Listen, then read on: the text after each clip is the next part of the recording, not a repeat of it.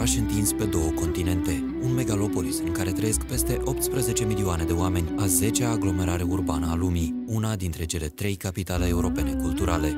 Acesta este Istanbulul în statistici. Dincolo de cifre, vechiul Constantinopol se dezvăluie prietenos, familiar și exotic, privirii dezinteresate de clasamente a turistului într-un colorit nemai întâlnit de nuanțe, gusturi, senzații și oameni. Istanbulul își arată întâi credința și istoria, una milenară ce l-a transformat din Noua Romă în Constantinopol și abia mai apoi în Istanbul. În orice colț al său te afla, este imposibil să nu zărești un minaret înalt ce îți spune că acolo se află o moschee. Domurile în cascadă și cele 6 minarete ale moscheei albastre domină linia orizontului în orașul Istanbul. La doar 19 ani, tânărul sultan Ahmed comandă construirea ei. This is the Blue Mosque. They say Blue Mosque, we say Sultan Ahmed Mosque because the mosque was built by Ottoman Sultan Ahmed I between the years 1609-1616. It took just 7 years to build this huge complex here. So we call this whole area as Sultan Ahmed. The name Sultan Ahmed comes from this mosque. So Ahmed I was the 16th Ottoman Sultan, and in his time they were ruling the 3 continents, 22 million square kilometer empire. So they built this mosque with 6 minarets. So they say Blue Mosque because the mosque has over 20,000 blue tiles inside on the walls. So we call those tiles as Iznik tiles. Iznik about 3 hours drive from Istanbul on the Asian side. They still make tiles and they use blue color, turquoise color, and they used also floral patterns such as tulips and roses in the tiles, and the walls are in blue, red and white colors, and they combine different floral patterns inside of the mosque. This is a huge complex. It used to be actually a huge complex with school, madrasa, market, we call it Arasta Bazaar, and huge garden, fountains, tombs of the sultans, and some dormitories for the students and traders. So they used to spend time around this mosque. So this was like the center of Istanbul, the capital city of the Ottoman Empire in that time. And this was an imperial mosque. And still people come here, Muslims, tourists every day. They come and they visit the Blue Mosque and they amaze the blue tiles inside because they are all original from 1600. So this is not a museum, and they pray 5 times a day in this Blue Mosque. So it doesn't matter wherever they come from. In Turkey, they definitely visit the Blue Mosque and they pray to respect for the mosque, and they take a couple of pictures around here and they print it, they put on the wall in their homes and they show each other. Every Turkish people know this mosque. It doesn't matter they live in Istanbul or they live in other cities, and the mosque is located on the European side of Istanbul. So I can say that Sultan Ahmed, this mosque is the center of Istanbul today. Până să pășești în interiorul moscheei, o întrebare insistă în mintea ta să-și găsească răspuns. Nimic din exteriorul său nu este albastru. Și atunci, de unde denumirea? Ei bine, de la cele 20.000 de plăci din gresie albastră ce căptușesc tavanul și pereții. Plăcuțele din gresie fină Iznik din secolul al XVI-lea împodobesc interiorul cu aranjamente florale, arbori și modele abstracte. Efectul general conferă moscheei un aspect încântător, unul din cele mai frumoase din Istanbul. Lumina pătrunde cald în moschee prin cele 260 de ferestre pictate în aceleași nuanțe. Ridicarea moscheii a stârnit numeroase controverse la vremea respectivă. În mod normal, moscheele, palatele sau clădirile publice erau construite din bani obținuți ca pradă de război. Edificiile erau înălțate tocmai pentru a comemora anumite victorii importante. Ahmed a fost însă primul sultan care a folosit fondurile statului pentru ridicarea moscheii albastre. Suma era considerată mult prea mare de către populația turcă a acelor vremuri, în condițiile în care zonele sărace ale orașului erau deseori neglijate. Cu toate acestea, sultanul Ahmed a reușit să ridice un edificiu impresionant.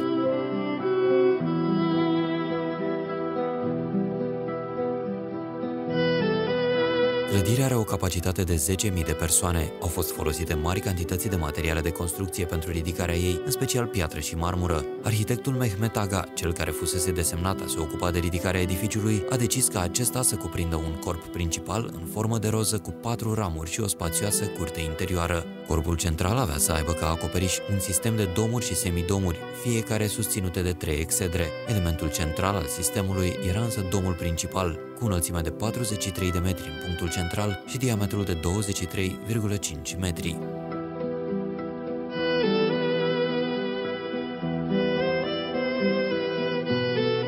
Moscheea albastră, sultanul Ahmed a reușit să lase Turciei o adevărată comoară dacă stăm să ne uităm la numărul de turiști care trec pragul moscheei. În fiecare an, peste 1 milion de turiști vizitează Moscheea albastră. În timpul rugăciunii, moscheea este închisă vizitării, monumentul păstrându-și încă funcția principală, aceea de loc sfânt. Fiecare femeie ce pășește înăuntrul său trebuie să își acopere capul și umerii.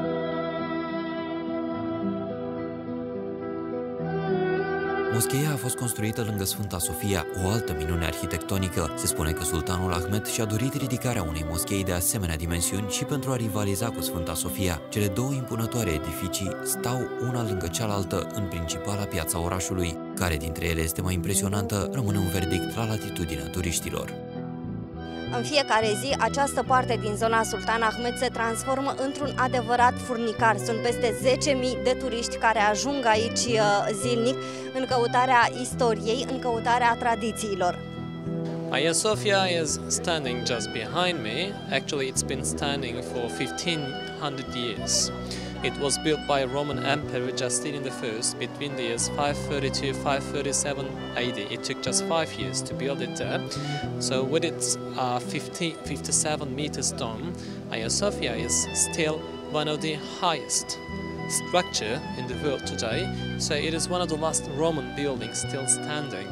So two architects finished Hagia Sophia, and they call it as Hagia Sophia, which means holy knowledge, or Santa Sofia, Saint Sophie. Hagia Sophia is in World Heritage List today, and they call it as the 8th wonder of the world as well.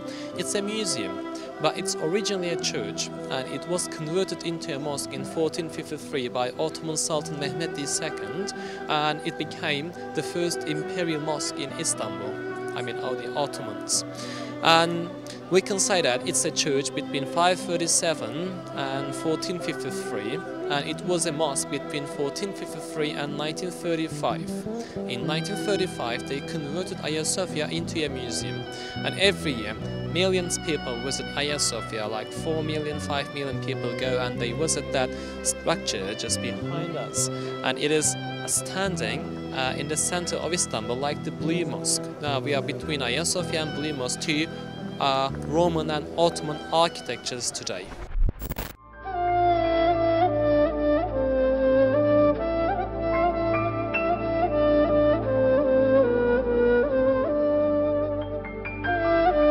Considerată de unii autori drept cea de-a 8-a minune a lumii antice târzii, Sfânta Sofia este o glorie a geniului constructiv uman. În inima Istanbulului a reprezentat centrul vieții religioase a Imperiului Roman de Răsărit, servind în această postură timp de 916 ani. Este locașul cel mai impresionant și venerabil al creștinismului ortodox și al creștinismului în general. Edificiul a fost deschizător de drumuri în arhitectura și ornamentația creștină arhaică.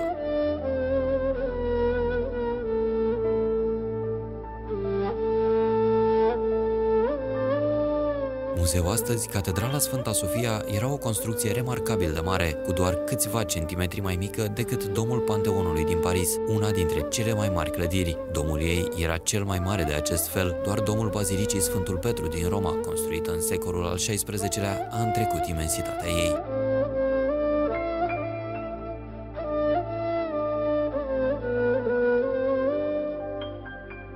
Din afară are aspectul unui dreptunghi, aproape pătrat. Interiorul e împărțit într-o navă centrală, mai mare, și alte două laterale mai mici, peste care se ridică galeriile în 2 etaje. Atenția e atrasă de marea cupolă centrală de deasupra navei, încadrată de 2 semicupole și 6 cupole mai mici. Cupola centrală e o adevărată minune arhitectonică, atât prin mărimea ei, diametrul de 31 de metri, cât și înălțimea la care este ridicată, 54 de metri. Acesta este poate și motivul pentru care pare suspendată în văzduh, luminată fiind de cele 40 de ferestre de la baza ei.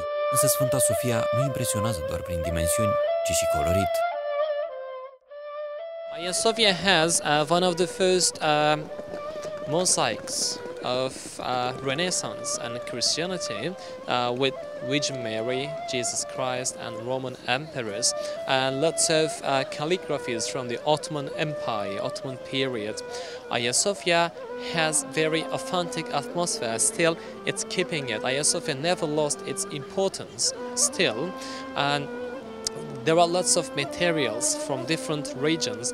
Green color marble from Mediterranean, white color marble, and purple color marble, and lots of columns and pillars from the different territories of the Roman Empire. So Hagia Sophia has huge arches and the frescoes of the angels and signs of Constantinopolis, and two mosaics of the great Roman emperors Justinian and Constantine I. They are all inside today in Hagia Sophia.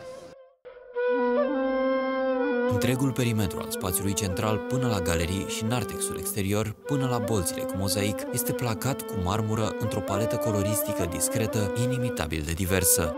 Unii autori vorbesc de peste 60 de nuanțe de marmură cu incredibile jocuri de nervuri. Marmura albă a provenit din insula Proconnesos din Marea Marmara, cea cu nuanțe verzi din insula Eubea și din munții Taiget de lângă Sparta, cea cu nuanțe roz de la Sinada din Asia Mică, cea cu nuanțe de galben și roșu închis din Africa.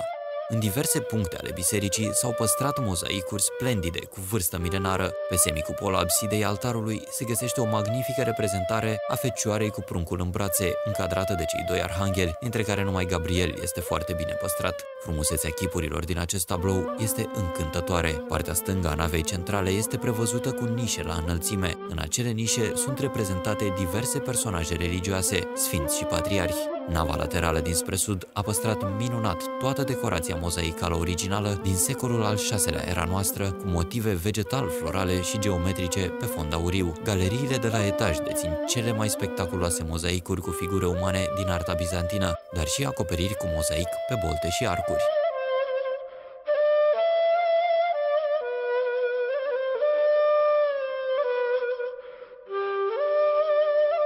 În ochii turistului, Sfânta Sofia este impresionantă prin măreție și încărcătură spirituală, două mari religii ale lumii reunite sub aceeași cupolă. Fecioara Maria, cu pruncul în brațe, încadrată de numele lui Allah și al profetului Mohamed, formează împreună o imagine care te lasă fără respirație.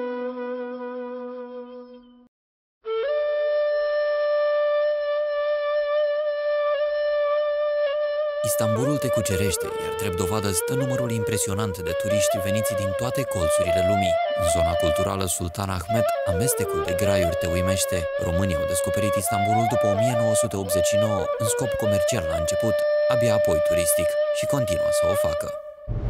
Cum ați ajuns la Istanbul?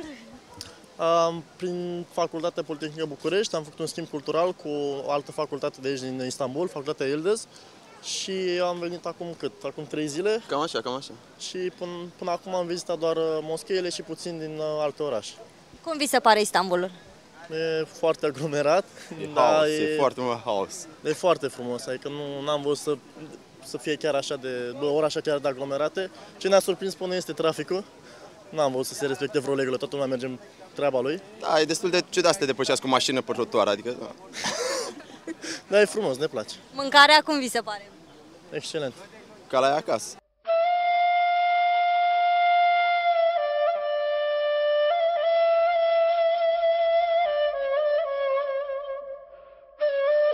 În Istanbul, o experiență culinară este o adevărată provocare. O explozie de gusturi poate fi regăsită în fiecare farfurie. Este greu să alegi unde să te oprești, restaurantele fiind la tot pasul, mai ales în zona turistică. Ospătari și bucătari te îmbie cu tot soiul de mâncăruri exotice expuse la vedere. Multe dintre locații sunt afaceri de familie, duse mai departe din generație în generație. Este și cazul micii afaceri începute în 1920 de străbunicul lui Timur, patronul unui restaurant din centrul turistic al Istanbulului. O afacere care a evoluat odată cu orașul. In 90s, the beginning of 90s, my grandfather was coming from Doğu Turkestan, East Turkestan, from near China, and then they stayed here. They start to work, and then they opened one small restaurant with 4 tables in 1920, and then in Sultanahmet, in the same place, and then time by time, it's getting bigger, Istanbul, and our customer is getting much more, and then till now it's coming. I am the fourth generation. My uncles, my grandfather was making the same job. They were working also in this restaurant, and I am the fourth generation, and I'm still working here. I have 3 kids, like this, and but now I don't know if they will do this job or not.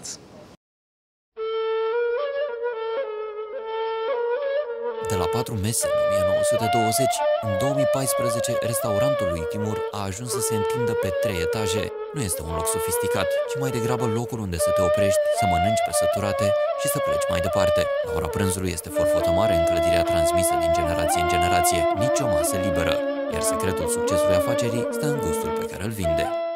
We have meatballs. It's like your meat. Yeah, it's a kind of mixed of meat, but one kind of just beef meat with onion, bread, and salt. There is no spice in it, like this, and bean salad near it. It's our specialty also. And then after this main course, sweet semolina cake is our special dessert.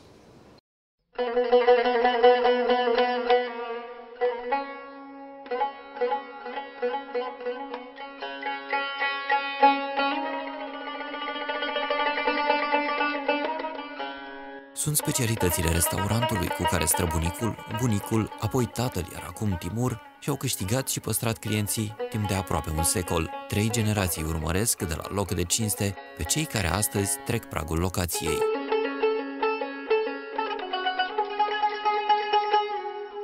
Bucătăria turcă este un adevărat paradis pentru gurmanzi, oferind o experiență de neuitat prin combinația excelentă a gusturilor. O bucătărie din care savoarea peștelui nu lipsește, nici nu ar avea cum. Istanbulul se află doar între Marea Marmara și Marea Neagră, iar zi de zi, pescarii aprovizionează piețele de pește cu fel de fel de specii. Ne aflăm în cea mai cunoscută piață de pește din Istanbul. Zilnic, pescarii vin aici și aduc peștele prins din Marea Marmara sau din Marea Neagră. Vorbim despre 10 de specii de pește. Tot de aici se aprovizionează și restaurantele din zonă. Piața se deschide în jur de ora 9 și rămâne așa până la miezul nopții.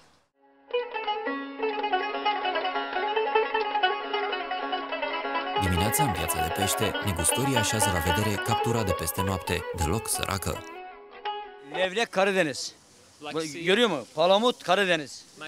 Lüfer hem Çanakkale'de yaşar Ege balığı olur hem Karadeniz balığı iki türlü. These are from Aegean Sea and Çanakkale. Bu da Karadeniz. It's also from the Black Sea. Bu çupra Ege balığı. Bu yetiştirme biliyorsun. Sea bass from Çupra. Aegean Sea. Çupra yetiştirme. Evet dil Ege balığı, Çanakkale balığıdır. From Aegean coast. That one. Barbunya hem Çanakkale hem Karadeniz ikisi de oluyor Ege. The red one is both from Black Sea and also Aegean Sea. So, all is fresh? All is fresh? Hepsi taze mi?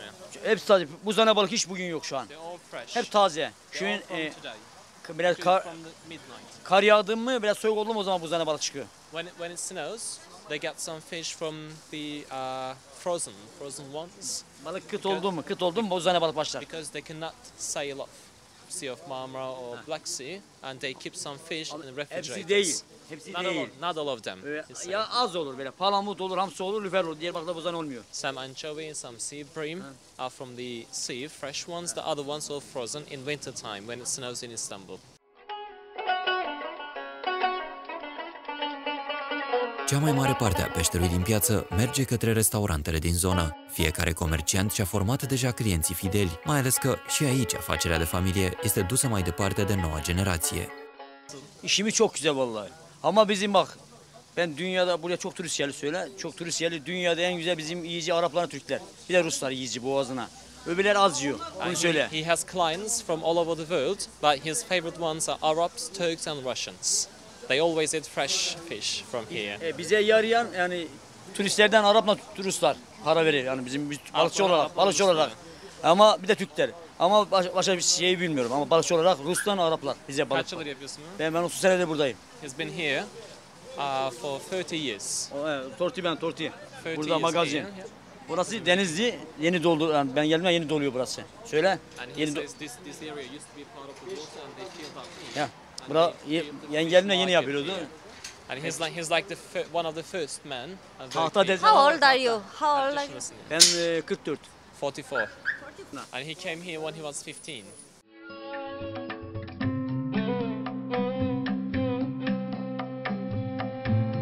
Joviali, plini de viață și aproape mereu cu zâmbetul pe buze, în Istanbul, oamenii știu ce înseamnă ospitalitatea, o trăsătură ce nu ține de conjunctură sau de pregătirea intelectuală, ci de felul de a fi crescut și educat. Altfel, nu te-ar servi nimeni la primele ore ale dimineții, în mijlocul pieții de pește, cu un pahar de ceai, doar pentru a-ți ura bine ai venit și o zi frumoasă în continuare. Romanya very good, Turkish very good.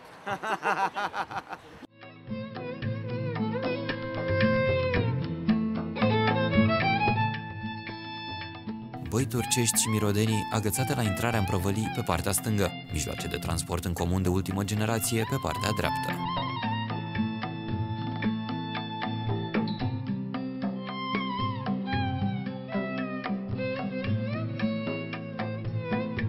Istanbulul înseamnă și Marele Bazar. Nu poți ajunge aici fără să bifezi pe lista obiectivelor de vizitat Marele Bazar, un oraș într-un alt oraș, o lume aparte, ruptă parcă de ceea ce înseamnă exterior. The market, the Grand Bazaar, was built by Ottoman Sultan Mehmed II in 1461. The bazaar has around 5,000 stores, 63 streets and 22 gates. It's completely carved ancient shopping mall, we can say. So every day lots of people come, so big numbers are coming here and they are buying Turkish delight, sweet candy with pistachio, and they buy carpets, rugs and leather, souvenir, evil eye. So the Grand Bazaar used to be the central market in Turkey once upon a time. This was the center of the Silk Route as well. We are standing at gate 1 over there.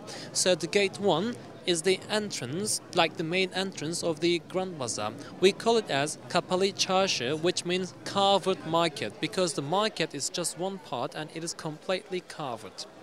So we take our two groups here, but every day Turkish people, local people are coming to Grand Bazaar and they are buying gold. They buy it by gram, and the Grand Bazaar has a good foreign currency, euro and dollar. Only on Sunday the bazaar is closed. So when they cannot visit the Grand Bazaar on Sunday, the tourists get very upset because they all hear about the reputation of the Grand Bazaar, and it is also located in the old city. When they walk around here, they can buy some Turkish delights, scarves, pashmina, and some traditional artifacts like tiles and potteries, and they can drink Turkish coffee, Turkish tea, and they can buy t-shirts, fabrics here, and they can eat kebab, shawarma here in the Grand Bazaar. So we are here right now. The bazaar has a huge mosque. It's right here. It is called Nuru Osmaniye Mosque. Nuru Osmaniye Mosque belongs to the Grand Bazaar. It is from 1700 Ottoman mosque. So the bazaar is just located in the city center, in the old city, and Istanbul University just next to it, and the other side is Süleymaniye Mosque, which is the other imperial Ottoman mosque, and the Grand Bazaar is connected with the spice market. The Grand Bazaar is always busy, so people are coming from different cities and different countries, and they obviously visit the Grand Bazaar all the time.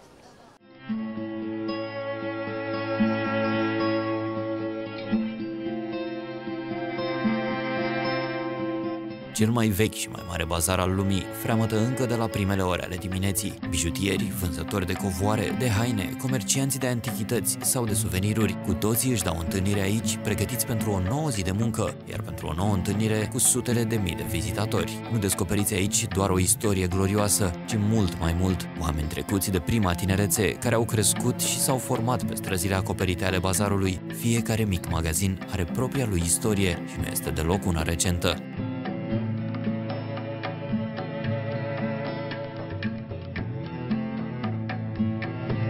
Ahmet Kamil Senjor face covoare de aproape jumătate de secol și a petrecut aproape toată viața în Marele Bazar. When I was 10 years, 11 years old, I started to come here with my father. This is doesn't exist university or college or somewhere, you know, to learn the carpet business. You must be in the business. My daughters, they are 35 and 36 years old. They are the fifth generations, and they start to learn about when they was 20 years old. And they know about what is the carpet, what is the situation of the shop, how work in the shop, and but they don't come too much here. It's not necessarily because we have a in-home office, and my correspondence and other communication with my customers, they do in home. Okay. Yes. Do you have customers in Romania? Not too much really, and you know, I sell something sure to Romania, but you know, I think the Romanian people doesn't interesting too much with the Oriental style carpet. You know, I think they are more for the modern style of things, I think.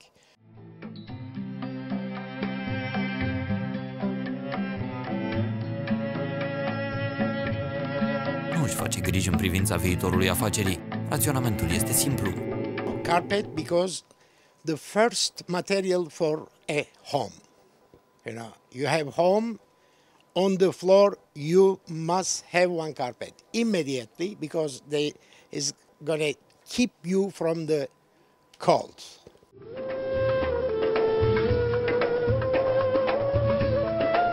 Comercianții sunt deschiși în Marele Bazar, îți răspund la orice întrebare, cu atât mai mult dacă este vorba despre meseria lor. Arta realizării covoarelor nu mai are niciun secret față de Senjor. You learn to make nuts is very easy.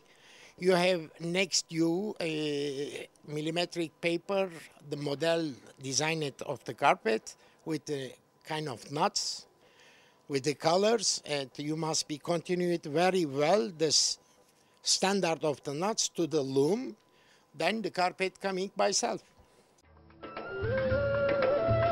Se lucrează zile în șir la un astfel de covor. Well, this carpet is 3 meter long, 2 meter width, and that means 6 square meter. For 1 square meter, you need about 1 month to make this carpet. Sure, you must calculate the density of the nuts per square centimeter. This carpet, for example, there is 36 number of nuts in 1 square centimeter, and this take 6 months on the loom to work. And such a big size carpet, at least 2 young girls work for this. And in 2.5 or 3 months, you have this carpet. Flying carpet, that's me. It's very famous in our business.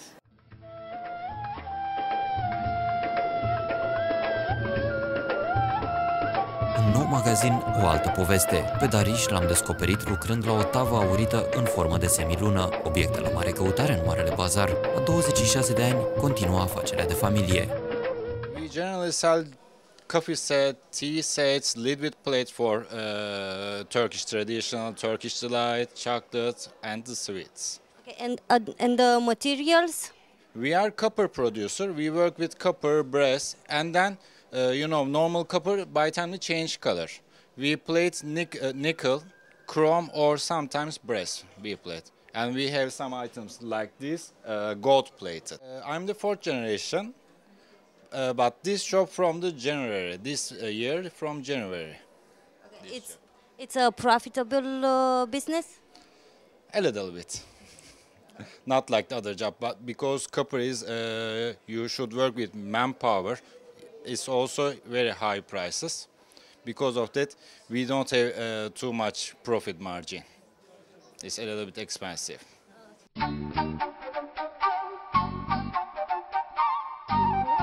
Pe străzile Marelui Bazar, meseria poate fi ușor furată, meșteșugarii își văd de treabă printre turiștii curioși. Este un adevărat spectacol de care nu deseori poți avea parte, până și rețeta faimoasei cafele turcești poate fi furată cu ușurință. Supun. 1 sugar. Cold water. Mix.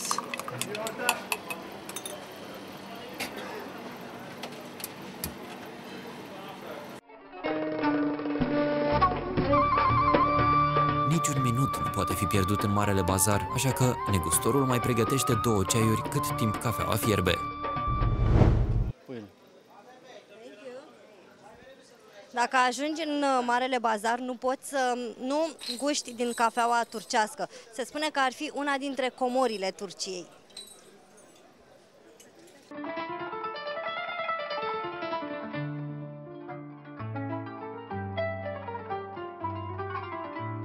Regula în Marele Bazar este târguiala, așa că prețul pe care îl vei obține depinde de calitățile tale de bun negociator. Turcii știu să-și vândă marfa.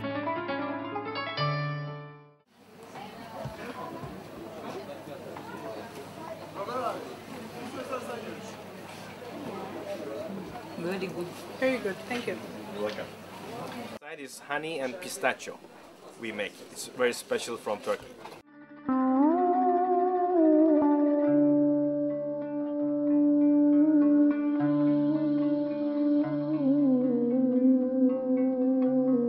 La câteva minute de mers pe jos de Marele Bazar, Istanbulul își mai arată o comoară, una autentică și tradițională, piața de mirodenii sau bazarul egiptean, a doua piață acoperită a marelui oraș, locul care îți îmbată simțurile cu aromele Orientului și îți încântă privirea cu 10 de culori. Numele ei se trage de la modalitatea în care a fost construit, din taxele pe importurile egiptene. În plus, caravana din Cairo obișnuia să aprovizioneze această piață cu mirodenii exotice încă de la construcția sa în 1664. After Grand Bazaar, we are at Spice Market area, and we call here as Egyptian Bazaar as well. So this is like the crossroad in Istanbul. It's been always like this. This is just next to the Bosphorus, between the continents, Galata Tower, Galata Bridge, and the Golden Horn.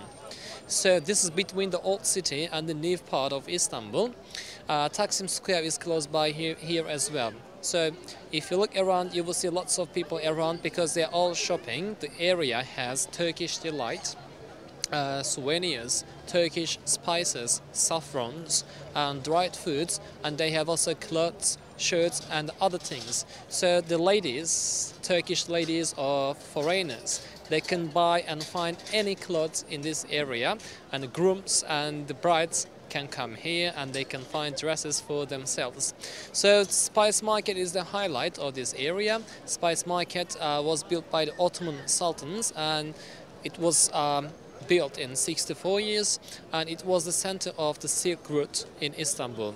Spice Market has around 90 stores inside. It's not as big as the Grand Bazaar, and local people like here better because Spice Market has spices, as I say, and Turkish delight, and they buy them and they cook.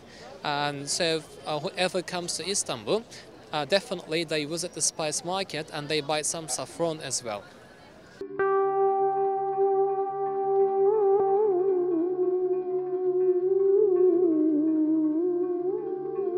În imediata apropiere a pieței de mirodenii, o altă moschee veghează zona. The mosque used to be the center of this area. Spice Market used to belong to that mosque. As I told you, all the Ottoman mosques are a kind of complexes. The mosque was built by the Ottoman Sultans, like the Spice Market. It has 2 minarets. It's a kind of royal mosque here. So it was completed by the Queen Mother, actually, not the Sultan, Queen Mother. We call it as Yeni Mosque, which means new mosque in English. Even though it's from 1600, it's a kind of new mosque for us today.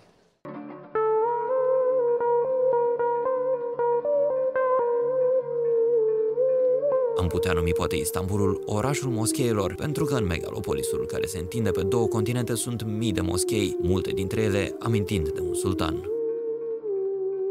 So thousands mosques we have in Istanbul, but many of them are Ottoman mosques. Around 3,000-4,000 mosques are Ottoman, and we have all royal mosques as well. Blue Mosque is one of them.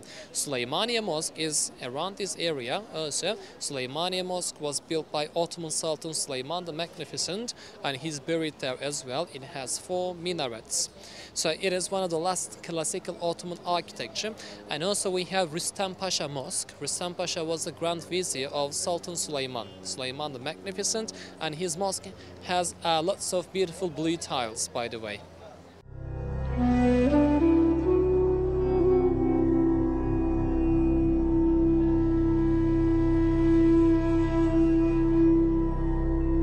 Aceasta este doar o mică parte a Marelui Istanbul. Sunt multe lucruri de descoperit aici, fiecare fascinant în felul său. Un oraș impresionant, cu oameni frumoși, ospitalieri și buni.